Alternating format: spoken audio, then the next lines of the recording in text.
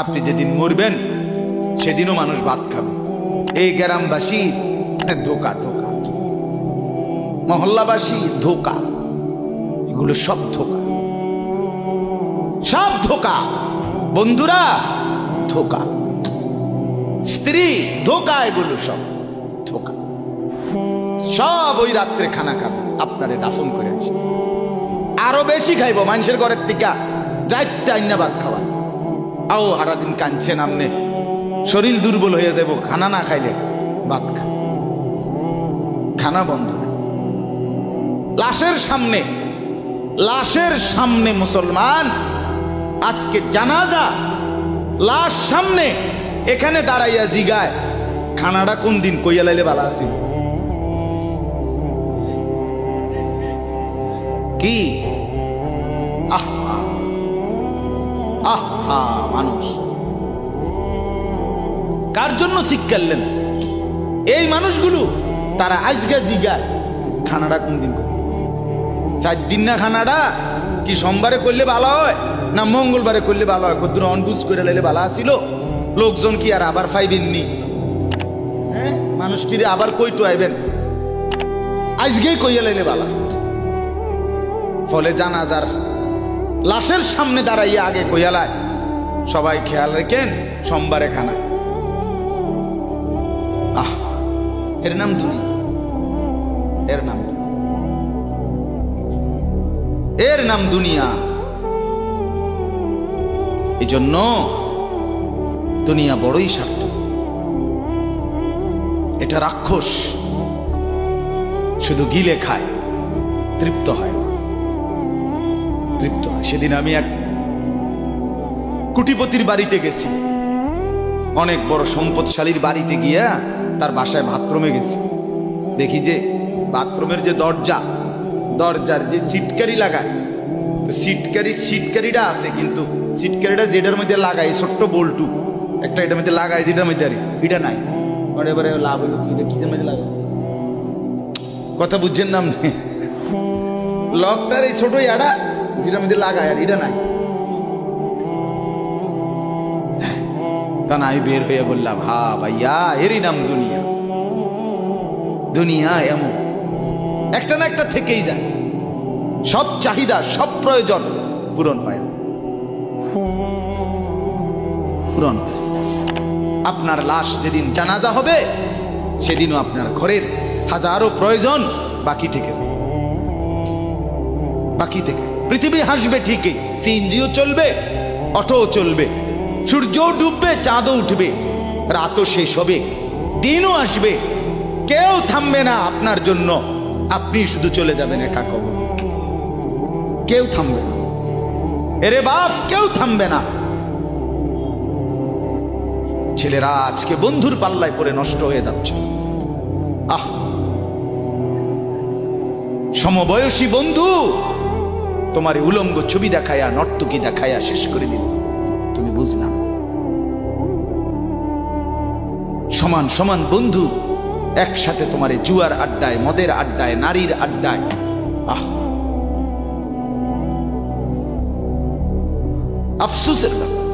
ভাবতেই শিখে না একজন মানুষ সুস্থ স্বাভাবিক, একজন সতেজ সবল মানুষ, সে কেমনে এত বোকা, নিজেকে ধ্বংস করে। আমি যখন এখন এই মাত্র যে দিদা আসতেছিলাম গাড়ি দিয়া, একটা ছেলে প্রতিবন্ধী, ছোট একদম প্রতিভা, সে দাঁড়াইয়া রয়েছে মাঝখানে, মানে গাড়ির হরনও বোঝে না, কিছুই বোঝে না সে।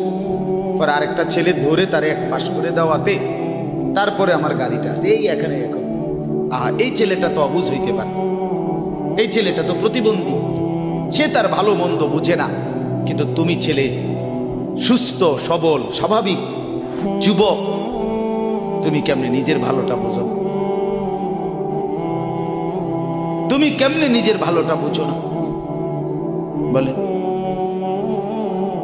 এত মানুষের জানাজা, কবরস্থান নাই এমন কোন এলাকা আছে বলেন? আপনাদের মহল্লায় কবরস্থান নাই? আপনারা কোনোদিন জানাজা পড়েন নাই? আপনারা লাশ দেখেন নাই? তাহলে জলজ্জান্ত মানুষ আজকে কবরে জনাব হযরত মাওলানা আব্দুল বারী সাহেব, আমার তো পুরা মনে আছে কত সময় আমার কতদিন বয়ান একসাথে দেখছি, ঘুরছি, কথা বলছি। কোথায় হারিয়ে গেল? কোথায় চলে গেলেন? এইভাবে পরিচিত চেনা মানুষগুলো প্রতিদিন হারিয়ে যায়, কবরে চলে যায়। এরপরও কি আমার কলিজার ভিতরে একবারও এই ওই ছেলে, বয় বেটা, আহাম্মক কোথাকার বেটা। জিন্দিগিটাই ছবি, জীবনটাই ছবি, একেবারে যেটা পাও। আজ মুসলমানের যুবকের কথা হইল বেঈমান ইহুদি আর কাফেররা আমাদেরকে এরকম ফাঁদে ফেলাইছে যে যা কিছু আছে 24 ঘন্টা মুসলমানের ছেলে মেয়ের হাতে মোবাইল তুলে দিছে। যেটা ফাও শুধু ছবি উড়াই আমগো কাছে পাঠায়। এটা কুত্তা হোক, বিলাই হোক, শুকর হোক, মানুষ হোক, গরু হোক, ছাগল হোক, হুজুর হোক, পাবলিক হোক, বেড়া হোক, বেড়ি হোক, জোয়ান হোক, বুড়া হোক, যেটা পাও না শুধু ছবি উড়াও। জিন্দিগির কাজে একটা আহ, হায় হায় বাপ, তোমরা বুঝো না, বেঈমান তোমাদেরকে বেঁধে ফেলছে, আষ্টে পৃষ্ঠে বেঁধে ফেলছে, গিলে খাচ্ছে, গিলে। একটা সেকেন্ড সিদ্ধান্ত বেঈমানের যে মুসলমানের একটা নড়াচড়া তারা তাদের আড়াল হইতে দিবে না। কারণ এই মোবাইল, এই ইন্টারনেট, এই সব কিছু আমরা যাই ছবি উঠাই করি তাদের হাতে, তাদের কাছে এটার মূল নিয়ন্ত্রণ। তারা দেখে মুসলমানের যুবকদের হালাত কি, চরিত্রের অবস্থা কি, যুবতীদের হালাত কি। যুবতী তার রাত গভীরে অশ্লীল দৃশ্য পুরুষকে দেখায়, যুবক তার রাত গভীরে অশ্লীল কথা, জঘন্য কথা ভিন মেয়ের সাথে বলে। আহা, বেঈমান তখন হাসে, কাফের বেঈমানরা তখন হাসে যে হ্যাঁ দেখছো মুসলমানের অধপতন, মুসলমানের সন্তানের নোংরামি, মুসলমানের সন্তানের অসভ্যতা, এটা তারা হিসাব রাখে। এজন্য ভাইয়া জীবনের কদর করেন। একজন হলে একজনই বোঝেন, দুইজন হলে দুইজনই বোঝেন। বাবাদেরকেও বলি, আমার ছেলেদেরকেও বলি, সবাইকে বলি, বাপ জিন্দিগির কদর করেন। এই বলতেছিলাম, এটা আমাদের হায়াত, এটা আমাদের জীবনের সবচেয়ে বড় সম্পদ। এই সময়টা, এই হায়াতটা, আমার জীবন, আমার হায়াত, এটাই আমার সময়, এটাই আমার জীবন। যেটা ঘন্টা, মিনিট, সেকেন্ড, এটাই আমার জিন্দিগি। যেটা জিন্দিগি, এটাই ঘন্টা, মিনিট, সেকেন্ড। আমরা মরার আগে মানুষ বা অসুস্থ হইলে, অ্যাক্সিডেন্ট করলে, বুড়া হইলে মানুষে কয় না যে ভাই আমার আর সময় নেই, ঠিক কিনা বলে, আমার সময় শেষ, তার মানে হায়াত শেষ। তাহলে বোঝা গেল যেটা হায়াত এটাই সময়, যেটা সময় এটাই কি বলেন না হায়াত। হায়াত, হায়াত কদর করে, কদর। ও ভাই, ওই লাল গেঞ্জি, তুমি উঠা কথা বলো, তুমি বাহিরে গিয়ে কথা বলো, যাও। কাফেল কোথাকার, হে নগদ বুঝায়, হেরে অনে বুঝাইতে আছে, বুঝতে কি কইছে। তুমি শোনো মিয়া, বললাম না তুমি আলাদা শোনো। আমি এ ব্যাপারে কঠোর। 10 মিনিটের জন্য যদি বলি আমার জিন্দিগির সিদ্ধান্ত, গাফেলকে বলবো, অমনোযোগীকে বলবো না, এটা আমার জিন্দিগির ফয়সালা ইনশাআল্লাহ। সমবয়সী বরবাদ করে দিচ্ছে ছেলেদেরকে আজকে, এক সময় না ভালো হতে দিচ্ছে না। আহ, কোন মা বাপ তার সন্তানকে অসৎ করে গড়ে তোলে নাই। মা তার পেটের থেকে অসৎ সন্তান জন্ম দেয় নাই, পবিত্র সন্তান জন্ম দিয়েছিল। মায়ের বুকের পবিত্র দুধ খাওয়াইছিল, দুধ হালাল পবিত্র। মা পবিত্র এক সন্তান জন্ম দিয়েছিল। পরবর্তী এই সমাজ, এই সমবয়সী বন্ধু, এই অশ্লীলতার বেহায়াপনার আড্ডা শেষ করে দিস, শেষ করে দিস। চল। কোথায়?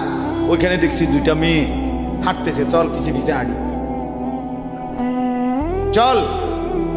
কোথায়? ওইখানে চল একটু আড্ডা দিয়ে আসি। শেষ। 3টা বাজে বের হইছে, রাত 10টা বাজে ফিরছে। 7 ঘন্টা সমবয়সী 7-8 জন ছেলে একসাথে ঘুরলা, অথচ তোমার লগের এই 6 জন বন্ধু একবারও বলল না যে আসরের নামাজ পড়তি না, মাগরিব পড়বা না, এশার নামাজ পড়বা না। 7 ঘন্টায় যেই বন্ধুরা একবারও তোমারে 1 ওয়াক্ত নামাজের কথা বলে নাই, বিশ্বাস করো ছেলেরা, এটা বন্ধু না, এটা শয়তান ছাড়া আর কিচ্ছু না। এটা ইবলিস বেটা, এটা শয়তান, এটা তোরে শেষ করে দিবে। তোর আখিরাত তো শেষ করবে, তোর দুনিয়া তোরে অকর্মণ্য অপদার্থ বানাইয়া একটা আকামলা বানাইয়া ছেড়ে দিবে। শেষ পর্যন্ত এক বদনা আলগি দিতে আর হেতে বলতায় না। তার মা যদি বলে 1 জগ পানি দাও, পাইতাম না। তার বাপেরে যদি বলে যে তার বাপের লেগে বাজারে এ বাড়িকে বইরা কত বাতগুন দিয়ে আইও, পাইতাম। কি পারতি না কেন? ভাল লাগে না।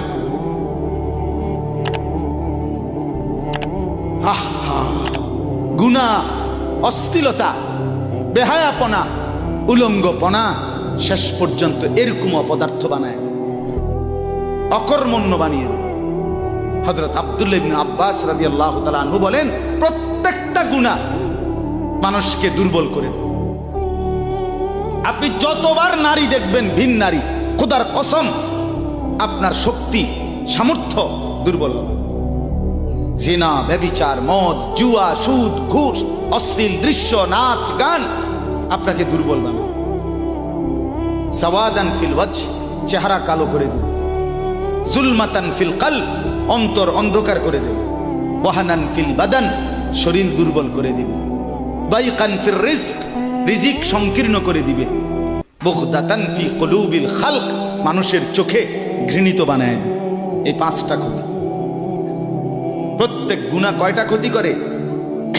চেহারা কালো বানায়, অন্তর অন্ধকার বানায়, শরীর দুর্বল করে, রিজিক সংকুচিত করে, কমিয়ে দেয়, মানুষের চোখে ঘৃণা তৈরি, ঘৃণা তৈরি। আপনি 2টা ছেলে একসাথে মনে করেন বিড়ি খায়, সিগারেট খায়, গাঁজা খায়, একসাথে হেরা 24 ঘন্টা চলে, একসাথে মোবাইলে ছবি দেখে, নাচ দেখে, ভিডিও দেখে, অস্থির। এরকম 2 জনের আলগা করে একজনের জিগান, তোর লগের হেতে কেমন, হেতে কি করবো? উনি জোনায়েদ বাগদাদি। কথা বলেন না কেন? হে বলবো এটা নাকি? সে বলবো যে অসভ্য। তাইলে কি বুঝা গেল? আপন যার লগে চলছিলা তুমি, হেইতেও তো তোমারে অসভ্য। অসভ্যকে অসভ্যও অসভ্য বলে, সভ্যরাও অসভ্য। এই কথাটা চলুন। দুশ্চরিত্রকে, মন্দকে মন্দ লোকেও মন্দ বলে, ভালো লোকেও কি বলে? মন্দ। নেককার এর উল্টাটা। একটা লোক নামাজি, চরিত্রবান, দিনদার, আল্লাহর পথে চলে, ছেলেটা নামাজ পড়ে, যুবক, সমাজের যে কোনো কাউকে খারাপ, একার গাঁজাখোর, ফুট্টাখোর, বাবাখোরকে জিগান যে এই লোকটা কেমন, সে বলবে ভাই আমি খারাপ হইতে পারি, কিন্তু তবে হেতে ভালো। ঠিক কি না বলে?